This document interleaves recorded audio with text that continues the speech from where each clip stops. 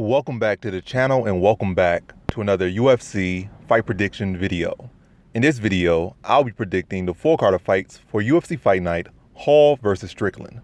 So without further ado, let's get to our first fight on the card, and the first fight that I'll be predicting. So in our first fight, we have in the welterweight division, Cosce versus Philip Rowe. And how I see this one right here is I think Rowe has a lot of good skill sets to him. I don't like his durability. I don't like his reaction to damage or his reaction to pressure, but he has some solid BJJ. He has some good limb, good reach, good frame. And if he can put it all together, he can do some work in this division. But I think at this moment, I think Cosce will have it. I feel like Cosce is a little bit more savvy of a grappler.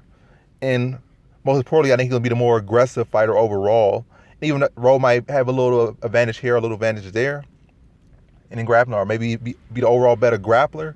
This, again, is an MMA fight. I think it's a combination of all that comes together. I think Rowe might be a little more technical, a little bit more clean in some areas. But pressure is heavy in MMA, and that also leads to a lot of things. When you're pressuring, you're landing shots, it's easier to get that takedown when you got the person on the back foot, and that's going to factor in Cosce. I think Cosce will be the pressure, throw heavy shots, get Rowe going on his back foot, which will open up opportunities for takedowns, opportunities for clinches against the cage, and opportunities where Cosce is the one pressuring, he's the one going forward, he's the one landing, and he's the one drawing with power. And that's going to all lead to Cosce getting a decision in this one. And also, I think he'll be able to score a couple of takedowns. I don't think Rowe will be too active off his back, at least as far as getting off his back, or have the best success getting submissions from off his back. But I mean, he'll be putting good work. But again, in MMA, when you're in your back, unless you're getting submission or getting back, you're either locking in a submission and getting that tap, or getting back to your feet. In rare occasion that you ever winning off your back. So that's my take for this fight. So in this one, I have Cosce via decision. Now to our next fight, we have in the bantamweight division, Trevin Jones versus Ronnie Lawrence. And how I see this fight right here is I think Ronnie Lawrence is overall the better fighter, or at least he mixes his skill set up better, or maybe changes it together better, I would say, like offensively. But I do see a lot of mistakes he makes out there that I feel like Trevin Jones will be able to capitalize. And you can't be making those mistakes against. And also, I think Trevin Jones has fought much, much better competition overall between the two. Like I said, I think Ronnie Lawrence overall is the more polished, chaining his skills together, like his striking, his wrestling, very good at that, along with his jiu-jitsu. I think Trevin Jones is the better grappler, submission grappler. But what I've seen is, like I said, I think Ronnie Lawrence has some flaws that I think Trevin Jones will be able to capitalize on. Like Ronnie Lawrence likes to jump in with blank kicks, or just throw out blank kicks without setting them up a lot of times. He does a spinning back kick without the greatest accuracy and leaves his back turned. And all these things get him caught with a jumping hook, or just a hook in general, or any punch. Not any punch, but especially hooks. Or jumping in, get you caught with a straight, get you caught with a cross, maybe even an uppercut, especially a jumping up. Not especially a jumping cut, but either way, he can get caught with a lot of stuff. Anytime you're out there just throwing blank stuff, you're not setting your stuff up. And even when he throws his kick, it's not like he keeps his hand up to defend himself. He has hands low, so he can get caught with like hook. All Trevin Jones does is throw a couple feints out there, or kind of lean in a little bit, let him reach for the kick, or reach out there and come back in the frame, slip a hook in there, and he had no defense for it. His hands already down. He didn't set it up. It's not like he threw a punch and then Trevin Jones had to defend it and then come back after defending it, then step back, and all you had to do is just step back inside, throw a punch, because you're not defending it. Your hands down. And I feel like it's gonna be a close fight, competitive fight, fun fight. I don't think Trevin Jones stops him. Surprisingly, in this prediction, you expect if Trevin Jones is to win, it's by a stoppage. But I think it's going to be a exciting back and forth fight. But Trevin Jones is going to be able to capitalize on the mistakes that Ronnie Lawrence makes. And with that power, he's going to be able to hurt him. But I think Ronnie Lawrence is going to be game when he gets hurt, go for takedowns, or be able to go in defense mode and use his footwork and, survive some positions. But all that's going to factor into Trevin Jones winning. I don't think it's going to be like a case where it's such a close fight. It's going to be pretty clear, especially you get hurt and rock when you make these mistakes. But it's going to be outside of that, it's going to be a pretty close fight. And still, like I said, competitive overall, but I think Trevin Jones win it. Not purely, but... And also another thing I would say on Trevin Jones, he might seem like he's just an unorthodox striker, but in reality, he's a grappler that has been having some striking success as of late. So his striking has improved, so that makes him very scary, and that's an aspect we have not really seen from him too much in MMA, in the UFC yet. We've seen it from MMA, but in his MMA game, in outside fights. But as far as the UFC, so it's not like a case that Ronnie Lawrence could just go out there and just put a wrestling clinic on him. Trevin Jones will be more than capable enough to defend the takedowns. As a matter of fact, grapple with him, wrestle with him, threaten him with submissions. If Vince Cacarera could do that, he's gonna be in a big threat. Be in some big trouble with Trevin Jones on the ground. So Trevin Jones is a big threat. It's not gonna be easy. I can just go out there and grapple him. I make it up with him because Trevin Jones gonna more than invite that and not just gonna be laying on his back for that. He's gonna be attacking submissions. He's gonna be going for reversals. He's gonna be going for takedowns, securing takedowns. So it's they're both well-rounded fighters. So it's not a case of one guy just has that extra edge or that area where he could just easily lean to. I know Lawrence gonna want to go there, but he might end up getting tapped out if he play around too much. But again, I think his decision, Trevin Jones capitalizing off the mistakes of Ronnie Lawrence, and that's been the biggest edge. Not just purely relying on the mistakes of Ronnie Lawrence, but capitalizing on close fight, but the edge gonna be him capitalizing off the mistakes of Ronnie Lawrence. So in this one, I have Trevin Jones via decision. Now on to our next fight, we have in the women's strawweight division, Ashley Yoder versus Jinyu Frey. And how I see this fight right here is I don't like Jinyu Frey's game off her back. I don't like her takedown defense. I don't like her activity off her back. In her last fight, she beat a woman who also was not the best off her back. So she just saw another woman who had her same issues and just put her on her back. So now she's going to get a decent, solid grappling division. Yoder's certainly not no stud or anything, but neither is Frey. And Yoder is a grappler and definitely will have the advantage in grappling. Frey will have the advantage in striking for sure, but Yoder will have the height, the reach, and she's fought better competition, and she'll be able to dominate the area where Frey is weak at. I feel like Yoder's going to be able to take her down. Striking will be relatively close, but Frey will probably be leaning that, landing the cleaner, heavier shots. But Yoder will be able to score takedowns and control her for large portions of each round, if not nearly the entire rounds of each round, or majority of the rounds in this fight. But that's what I see Yoder being able to take it to the mat without much issue, or at least with some issue, but on the mat, once you get there, not much issue from Yoder dealing with Frey off her back. Frey's not going to have the most active guard. And yeah, I'm just be recording in the most random places, but yeah, I got Yoder in this one via decision. Now to our next fight, we have in the featherweight division, Danny Chavez versus Kamaka III. And this fight is a bit of MMA math in here because they both fought TJ Brown. Chavez beat him without much issue, just dominated him for 3 rounds. Kamaka III lost a close decision that he probably should have won against TJ Brown, but it was a close fight, so it was no robbery at all, but I feel he should have won. So they both fought the same guy, but one guy beat, and I'm leaning to the guy that beat the guy, but it's not purely because of MMA math. I feel like Kamaka III, has a little bit of struggles, and I feel like you might look at Jared Gordon, what he did to Chavez, but Kamaka III can't push that high of pace. Really, 99% of MMA can't push that pace the pace and pressure that Gordon presents to his opponents. Gordon is one of the highest work rate fighters in all of MMA, inside the UFC, outside the UFC, regardless of division. That man puts up a high work rate. Pretty technical, pretty clean. He might have stumbled when he fought better competition or, been caught in a fight or two, but that man is truly a high-paced, volume, solid, clean fighter. So it's different. Also, he would drop from 155 to 145, so he has some size on him. He's technical, pushes a high pace. So it's things that Kamaka does not necessarily present. He could push a high pace for maybe 1 round, then he's going to take off these breathers for like 2 minutes or 3 minutes a round. But he's not a guy that can constantly be in your face, constantly applying pressure. He's not that guy. He's not that dude. And I feel like not being able to apply pressure, he might be able to look good early on the inside or at times. But when he start having these little layoffs, Chavez will be able to pick up, start to chew up those legs. And even outside of that, they could push similar pace. They have similar issues. But I think Kamaka's style is a heavily boxing, and Chavez has such deadly calf kicks that he can take away his plant leg or make him have to switch stance, which would make him even less effective. And that would really be a huge factor in this fight. I think Kamaka has the faster hands. I think Chavez has much faster kicks. And overall, I think Chavez is the faster fighter. A little bit more well-rounded. Well, maybe not more well-rounded, but I definitely think the calf can be a big factor. I think wrestling could be a little bit neutralized, but Chavez actually just dominated TJ Brown in wrestling 4-0 versus with Kamaka versus TJ Brown was even, or Kamaka a slight lean in the grappling or wrestling. But again, I also feel that TJ Brown was a much better, much more improved TJ Brown that fought Kamaka as opposed to the TJ Brown that fought Chavez.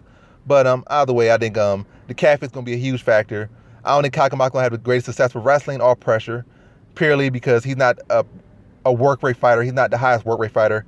He's explosive. He can fight a good pace, and he did fight a decent pace against TJ Brown. But again, a fighter that's going to take these breaks off and not be to constantly apply pressure, or not going to be to apply it to the degree he needs to have to get a victory over Chavez. So I think it's a decision victory. I think it heavily goes to Chavez, or I'm heavily leaning to Chavez in this one due to the calf kicks and to the fact that Kamaka can't really push and maintain that pace.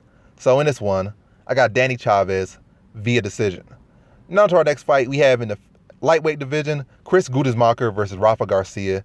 And how I see this one is I think Gruetzemacher is a solid, well-rounded fighter, but I think Rafa Garcia can stuff his grappling relatively easily. And on feet, just a much more fluid, much more clean, much more technical striker. And I think he'll be able to put a striking clinic on Gruetzemacher and get him out of there in the second round. So in this one, I have Rafa Garcia via second round TKO. Now to our next fight, we have in the featherweight division, Anglin versus Baghdasaryan. And how I see this one right here is I think Anglin will be able to use the more well-rounded fighter, or will mix in his skill set more and not just rely on one thing. I think Baghdasaryan might mix in a takedown or two, or attempt a takedown or two, but more so work on the striking. But I'm going to lean to Baghdasaryan's one. I feel like Anglin is a little bit stiff and not that most fluid or cleanest striker. He's got to kind of going to have passable striking or barely passable striking, and then look to mix in takedowns and try to smother you and wear on you. But I feel like Baghdasaryan will be able to stuff, be able to address the wrestling, and then just be the much more fluid, clean striker, be able to break him down and just outwork him, push the pace, beat him to the punch, beat him to the kick, lead the striking dance. And when he leads in the striking dance, that will dictate who has the wrestling advantage, or at least takeaways. If you got Anglin on his back foot, and he's not the greatest grappler, not the greatest wrestler, so even when you put some of the better wrestlers on the back foot, their takedowns lose a lot of effectiveness. And now him not being the greatest this or the greatest that, putting him on the back foot, outstriking will severely drop his success with his takedowns. And even if he does score a takedown, I feel like Baghdasaryan has the scramble ability to get back to his feet and give him some work with these make him work for some of these takedowns. And even when he does work for these takedowns, be able to get back up and to go back to striking. I don't think Anglin will have the greatest success with his wrestling in this one, or at least not to the extent to get him to victory. I think Baghdasaryan's striking will be what wins this fight or edges this fight. So in this fight, I have Baghdasaryan via decision. Now to our next fight, we have in the bantamweight, or the women's bantamweight division, Montano versus Yanan Wu. And how I see this fight right here is I think Yanan Wu is a solid fighter, and like she's making the necessary improvements. Yeah, y'all hearing a lot of sound effects, but y'all gonna hear all of these in this video. I'm in this car burning up, 100-degree weather. But Montano versus Yanan Wu.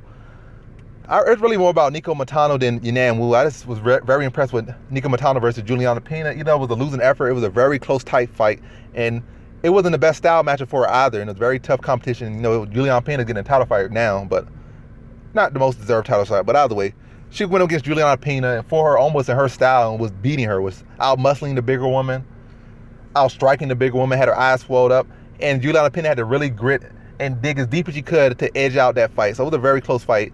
And that was very impressive to do that against Juliana Pena, who, in pretty much every single fight, she's the one who just dominates that style, and she was out-styling her in that fashion. Like, if Yanan Wu went against Juliana Pena at all points, I feel like within...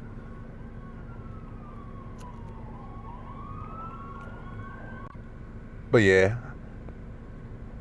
I think to get to the point of this prediction, I'm kind of talking about this and talking about that. I look back at the Gina Mazzani fight, and Yanan Wu was a very young fighter. They can make a lot of improvements. I feel like she has made significant improvements to her striking and her takedown defense and her grappling overall. But I just think Montano's on a different level. And Yanan Wu hasn't truly been tested, so I can't really judge it too much. She fought one little Asian fighter whose takedown defense, to be honest, is horrendous. And that fight was stolen from her. By the way, that chick couldn't get no takedowns on her. She hasn't really fought anyone that really was going to attempt to take down and really push the pace that Montano could pace into the level that Montano has faced ever in her career. And like I said, she is very much in this fight, but I'm going to lead Montano. I think she fought better competition. I think she'll be stronger. I think she'll be able to push a higher pace. And I think her grappling, she'll have a significant grappling advantage in this one. So I feel like that's going to be the edge. Striking will be relatively close. I think Montano's going to have more power, put up more volume. And the takedown, I think she's going to be able to break her down, get on the inside, score takedowns, wear on her with her grappling, whether it be securing the takedown, whether against the cage or on the ground.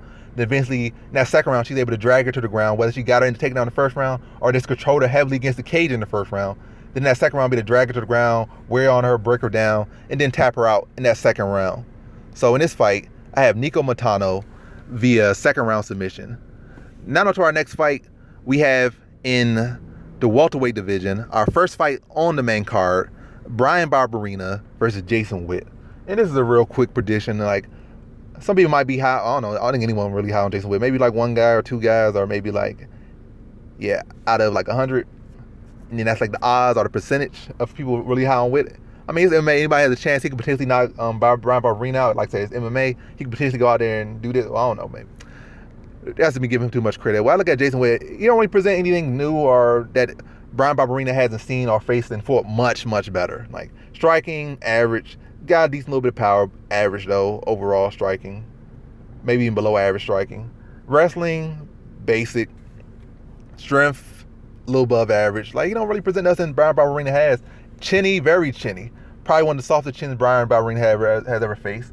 And Bryan Barberena, low-key has been coming, his power has been going up. He's been putting more oomph behind his punches lately. At first, he just been that guy that kind of just be annoying, like rubbing your face with little punches and stuff, just be up inside your face, just throwing arm punches and just trying to win the decision over you, or just make you just get tired and then maybe tap you out or just outlast you and outvalue you. But lately, he been really putting the hurting on some people. And I think he will get the knockout over Jason Witt. I think as far as Jason Witt might score a couple of takedowns, but Bryan Barberena will be able to stuff them or reverse them, or just make his takedowns kind of pointless, make him just spend energy trying to go for these takedowns. He secure them, just pop back up. Bryan Barberena's a great scrambler, pretty solid takedown. His takedown defense his initial takedown defense might not be the greatest, but he's not a guy that's easily taken down or hold down. He's gonna make you fight him no matter who you are. You're gonna be in a fight. It's not gonna be an easy fight for you. Just 99 times out of 100, he's gonna make you have a hard fight. And that's what, even with some of the best guys. So Jason Witt's far from that. I feel like he'd be, like I said, stuff the takedowns, scramble, or just be able to get back to his feet, make Jason Witt really just spend energy, stay in his face, pressure him, put up the volume on him, be able to touch him, and then eventually get him to react to the soft or lighter shots and be able to sneak in some big heavy shots. I think he gets him out of there early on in the second round. So in this one, I have Bryan Barberena via second round TKO. Now on to the next fight we have in the flyweight division, Ryan Benoit versus Zaruk Adashev. And how I see this one right here, I think Adashev looked pretty good against Su Mataraji, but also in that fight, Mataraji only presented one skill set, and Adashev is a striker, but still was pretty clear that Mataraji was the better striker and won a pretty easy, and not easy, but clear-cut decision. That's what I would say. But Adashev was fully in the fight. It wasn't the case that he just got walked over. He was in the fight, but one guy was clearly better, and it was not him. And Mataraji is one of the better strikers in this division at this given moment, so props to him for being able to stay in the fight and not get ran over, and put up a competitive performance. And I think on the feet, he probably would knock Benoit out, and Benoit is chinny, and that's a very good chance. So this is not like a confident pick, but I'm going to lean to Benoit to be the more well-rounded fighter. More experienced, more well-rounded. And it's not like he's a slouching striker either. It's just that his chin is glass. His wrestling takedown defense could be a little bit horrendous at time, but it looked much better and much improved than I don't know why I'm stuttering like this, but it looked much improved in the Tim Elliott fight. Was able to give Tim Elliott a very hard fight. But again, a losing effort on his side, a losing effort on Adashev. They both looked much improved in that last fight, but both came up on the losing end. I worry about Benoit's chin, but typically in these fights like this, that a little bit kind of iffy, I'm going to lean to the more well-rounded fighter, the guy who can take it more places. Adashev can only really look for the knockout, look to sprawl and brawl and knock out Benoit. That's really his best opportunities, or outstrike him. But really, I think he's looking for the knockout in this one to win. And he is an aggressive fighter that looks for the knockout. He's not a guy that look out there to pity pat. He's looking to take your head off. So I would look at him as a guy that's looking at here to I'm going to try to win a technical decision over Benoit, stuffing the takedown, fighting clean, fighting smart. I mean, he's going to try to fight smart, but he's not going to go out there looking to tap him here, tap him there, stick, move, land a couple shots, and just stuff the takedown, play bull and matador, and just try to fight on the outside and fight clean and not. He's a guy that's come out there look to land a spinning back fix, spinning head kick, and all this stuff. He's going to look for the flash, look for the big shots. And I feel like that's going to end up with Benoit being able to score some takedowns. Probably ugly, sloppy fight, but Benoit being able to edge it with the takedowns, control time, being the more well-rounded, more experienced fighter. So in this one, I have Ryan Benoit via decision. Now to our next fight we have in the welterweight division, Nicholas Stolze versus Jared Gordon, or Gooden. I said Gordon, but Jared Gooden. And how I see this one right here is, to be honest, I'm not that high on Nicholas Stolze. He showed some decent wrestling, defense, and offense. Decent. But I think it's more indicative of Ramazan. Matter of fact, I'm gonna give him a credit. He showed good. He looked good, but also it's a knock on Ramazan Ameev, who really isn't the best striker. People might say, "Oh, this guy's this guy that," and I did think of him that way early on in his career or early on in his UFC career. Oh, this guy, like, he could be a problem in the division. This guy could be a future threat for Kamaru Usman, and possibly he could be. He's still young enough. Could be, but really, from what I'm saying, especially recently, he hasn't been looking the best as far as striking. His striking has been looking very questionable. His wrestling has been looking a little bit decent, a little bit average, but it's definitely nothing phenomenal or anything about his wrestling or his game. Got some decent striker, but he's starting to fall into the basic category, the basic Russian, and not an outstanding Russian. And even a basic Russian is still pretty solid. They could, have a decent career, make some decent money, but they get kind of stuck in the middle of the pack. So, but yeah, that's where I'm looking at Ramazan Ameev. But this is about Stolze. And from what I look at Stolze, especially from prior to UFC, he looks sloppy on the feet, sloppy grappling. Coming to UFC, he look a little bit more improved, but still a little bit sloppy. I think Gooden can be a little bit more fluid, but I do think he's the more technical striker. But fluidity a little bit there. He could get a little bit more pop behind his punches. But as far as wrestling, his wrestling defense is pretty solid. I think he'll be, if Stolze looks to wrestle, he's not going to have the greatest success. And I feel like Gooden can actually out-wrestle Stolze. That's just how I feel. And I think that's what it's going to be. I feel like he can out-wrestle Stolze. But I think it'll be a close type of fight. But Gooden landing more, landing harder, and probably hurt. I think he could take. And also, Gooden got a pretty solid chin on, so I feel like his shots gonna have more effect. It's gonna be a little bit stiff, but gonna be some power behind it. He's a little bit a muscle-bound bodybuilder looking dude. His shots he could generate more power from them. But even just being how he's built, his stiff-looking shots be putting a lot of damage on his opponent. So I feel like he'll land more. His shots gonna have more effect.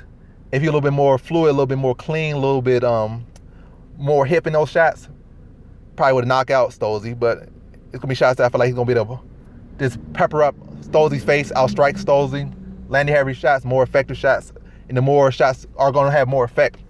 And I see him beating Stolze to a decision in this one. So in this one, I have Jared Gooden via decision. Now to our next fight, we have in the women's strawweight division, Gloria DePaula versus Cheyanne Buys. And how I see this one right here is Gloria DePaula's takedown offense is not the best. Her grappling off her back really not the best or the most active. And I feel like Cheyanne Buys, she did have that fight against Montserrat Ruiz, but in this fight, she's the more rounded fighter without a doubt. And I feel like unless Gloria DePaula brings a head and arm choke and head and arm throw in this fight, she really don't have the best chances. So I feel like Cheyanne Buys will be at a fight at the higher pace, will be the more rounded fighter, mixing the takedowns more, and be able to have good success with her takedowns, with her control time, and be able to win a clean-cut decision over Gloria DePaula. So in this one, I have Cheyanne Buys via decision. Now to our next fight, we have in our co-main event in the bantamweight division, Kyung Ho Kang versus Ronnie Yahya. And how I see this fight is right here is I think I'm gonna lean to Kang. As a matter of fact, I'm going to lean to Kang. It's not I think, but what I do think is that Kang is 3 inches taller and has a 6-inch reach. He's a more cleaner striker. It's from what I've seen, and statistics back it up. Like, he throws more shots, like average, like at least or close to, or if not more than a strike per round, or not strike per round, strike per minute, which can average out to maybe 15 more strikes a fight landed. He's like 8% more accurate. He takes less damage, and his defense percentage is higher as well. So it shows it, and he'll have the height and that reach. And from what he's just the cleaner striker, and also I feel like he's the stronger, bigger fighter.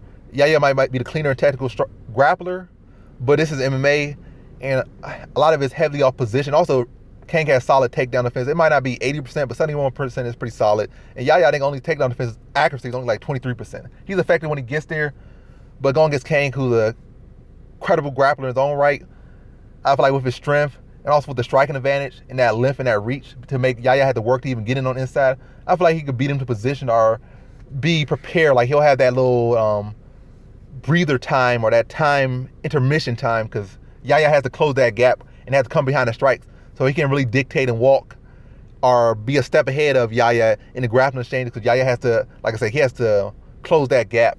And so he'll have that time to react, be ahead of him, and capitalize. And with that strength and with his own grappling, will be able to beat Yahya into position or to move Yahya into position that Kang will be better able to gain the advantage in these positions. But either way, I think Kang gets the decision in this one. I just feel like overall, stat-wise, tape-wise, he has the skills to really give Yahya some issues, and I think he will be able to edge Yahya out. I think a lot of it will come from striking, and then the extra cherry on top will be the ability to address the grappling of Yahya and win the top position and get the decision victory over Yahya. So in this one, I got Kyung Ho Kang via decision.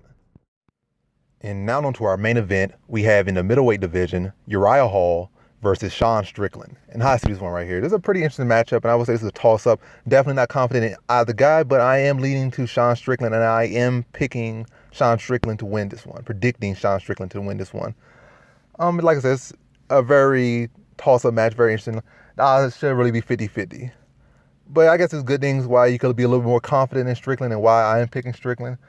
One thing is that Sean Strickland, I think, has only been stopped one time, and that was by Eliza Zaleski dos Santos, and it wasn't like he was stopped with just something light, or just he had got hit with like a spinning head kick, so something very heavy. Then again, also Uriah Hall does those spinning head kicks. What I'm going with is that Sean Strickland, he has his flaws and stuff, and definitely give Uriah Hall opportunities, but Uriah Hall also gives Sean Strickland many opportunities, and it sounds like I'm just saying the obvious because everybody presents a lot of issues to everyone, but to get closer to the point with this one, why I feel like Sean Strickland can have more success or will have more success and why he will win this one is first let me go to Uriah Hall first though, where he can have opportunities in there and the flaws of Strickland. Strickland doesn't bend his knees. He's very upright with his boxing, very flat-footed with his boxing, and really throwing a lot of arm punches. It's more so he's just in your face. Most MMA guys can't really box like that, can't really capitalize on what he has. Uriah Hall does have the ability to capitalize, but Uriah Hall does have his own flaws. But on Strickland's side, stands very upright, keep his hands low, and throwing arm punches. It's more so just standing in his opponent's face. Not like they have the best boxing defense or the best striking defense. Like I said, MMA is not a purist striking sport. It's a mixed martial art sport. So a lot of guys are going to have these, very amateurish flaws. Like they're jack of all trades, a lot of them. So they're going to have these flaws. And just by simply him throwing out volume, throwing out arm punches, standing in their face, their defense is going to crack naturally because they don't have those fundamentals. It's not like they've been boxing since they were 10, or matter of fact, artists boxing since they 14, 15, or matter of fact, if they started later and they haven't boxed at world-class level or struck at world-class level. They came in MMA and they might be world-class MMA strikers, but they far from world-class strikers. They're just MMA strikers. And that's where a lot of them fall in. That's where a lot of people fall into. And even Uriah Hall, to an extent, you could say he falls into that category. He's not a striker. You haven't seen him in he was no top K1 champion or K1 contender or nothing like that, or no boxing, Golden Glove. Matter of fact, no, Golden Glove was amateurs. He was in no top ranked boxer or some amateur standout or anything like that. So a lot of guys, they fall in that MMA category where they're going to have these flaws that are just amateurs because they're mixed martial artists. They're not strikers. So, with Strickland, like I said, he just pressures, volumes, and in their face, pepping his jab out there, but hands down, hands low, leans back out the way of a lot of his shots, and that could get him caught with a spin. He does the same defense for every single strike, so you could fake overhand and spin through it and catch him with a spinning head kick when he leans back from every strike. His defense, he kind of lazily lifts his hands up, lifts his arm up, or he leans back. His hands are low, chin stays up in the same spot. Don't move his head, don't move his feet the best, just walks you down flat-footed, straight up. And that leaves you a lot of opportunities. I can definitely see Uriah Hall catching him when he kind of falls in that same pattern. And it's a 5-round fight. It's a long fight. But why I'm leaning to Strickland, why I'm picking Strickland, is because Uriah Hall, he has his technical defenses as well, flaws as well. He backs straight up to pressure. When he starts to get pressure heavy, he starts to crack, he starts to just lean and drop his hand, lean his head back, hangs his back a lot. You saw where Brunson could pressure him and was able to catch him and drop him early on. Chris Weidman was able to catch him in that first fight. Not that second fight, but that first fight was able to catch him. It's been a defensive flaw in his game for a long time. He got a little bit better at hiding a little bit, but it's still there. And even against the Anderson Silva fight, when he fought a 90-year-old Anderson Silva was able to pressure him without much going back until maybe in the third round. Matter of fact, Anderson Silva might have been up 3 rounds if he had not got caught at the end of that third round. He was pressuring, but he got too comfortable, sitting in the pocket after he threw a punch, came back up and was met with a hook. And then from that point, old fighters, they can't recover as well. He was already done. And then Uriah Hall was able to finish him off. So when Anderson was just pressuring, heavy pressure, and just throwing little feints and little movements to make Uriah Hall freeze up, Uriah Hall really had much for him. And that's what Strickland will do. He's going to be in your face. He's going to constantly throwing value. His defense might not be the best, but what he's going to do, he's a younger fighter. He could take more damage. not something you want to really bet on. That's why it's a very toss-up fight. But he's going to be in your face. He's going to push you back. And he's going to keep letting his hands go. And he could do that for 5 rounds. Because, again, he's throwing arm punches. He's not really committed to these shots. He might commit every now and then, throw like a slap and hook in there. Or might throw a clean 1-2 with some power. But more often than not, he just out there. He just in your face and just touching you up. He just touching you. Again, these guys don't have the best defense, don't have the best counters. A lot of them, once you just start pushing them in one direction, they just stop until you give them an opportunity to capitalize. They can't really see a shot coming, slip it, and come over top. They just going to eat it like it's a time-based game where it's your turn, it's my turn. They're your turn, my turn fighter. So you could constantly just throw arm punches in their face. They got no answer for it. And Yahya does kind of fall in that category most times, but he at times does show higher level striking and is able to read stuff, find reasons, find counters, just like he did against Bevin Lewis and even Anderson Silva to an extent. But I just can't really rely on Yahya. And also, let me look at his win streak. The Shoeface fight, he got held control for like 15 minutes, well, like 13 minutes of that fight. I don't know how he got the decision. He got broke his nose or dropped him at one point. But outside that, he was on the ground getting control the whole fight. The Bevin Lewis fight, he got beat for like 14 minutes and 30 seconds till he got that last minute knockout. Anderson Silva, he was losing that fight. Or was pretty much, Anderson Silva had the only clean round, in the third round was looking like Anderson Silva round until he got dropped. So he was losing to Anderson Silva, losing to Bevin Lewis, losing to Shoeface, and Chris Weidman fight never got a chance to really start. So, but I guess the upside is that, yes, he was losing, but he still won. So, and it's a 5-round fight, and just like I said, Strickland could be pushing the pace on him the whole time, pepper him up, then he landed that one clean shot and he wins, and now he's on like a 5-fight winning streak. But I'm gonna lean to Strickland. I feel like Strickland has been doing better work, been winning cleaner, and I feel like his pressure and his pace and his volume is going to break Yahya down. Yahya is going to fall into his typical pattern, allow him to push him back. And when you start pushing back, those kicks aren't there as much. Like you crowd a kicker, their kicks aren't there. He might be able to try to sneak a little spinning back kick to the body or something. Yeah, Yahya's flashy. But again, it's a Yahya fight.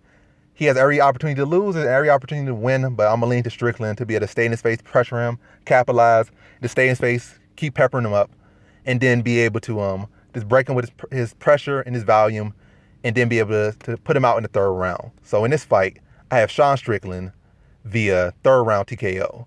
And that concludes my fight predictions for the 4 card fights for UFC Fight Night, Hall versus Strickland.